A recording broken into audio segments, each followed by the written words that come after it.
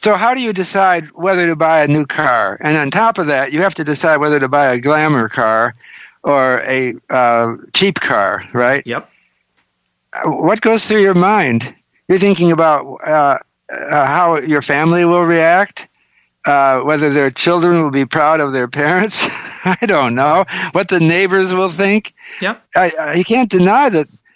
And so I was arguing particularly about the Great Depression. In the Great Depression, from 1929 to 1932, Ford car sales dropped over, I think it was about 86%, I think, close to 90% drop. Now, you might say that's just the multiplier effect. It's a durable, so you can avoid it. But I look what people were saying, and it seems like there was a change in attitude brought on by the Great Depression. People love to talk about that change in attitude since. They'd say walking down the street, you can get a different vibes.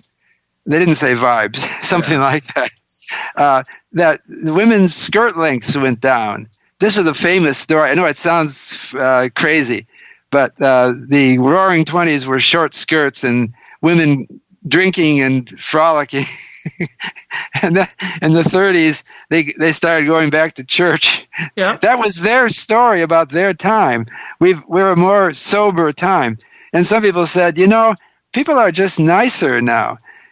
Part of the reason you don't buy a new car in the Great Depression is the family next door the breadwinner is unemployed. The children are come over to your house asking for food. You're not going to buy a glamorous new car at that time. It just doesn't feel right.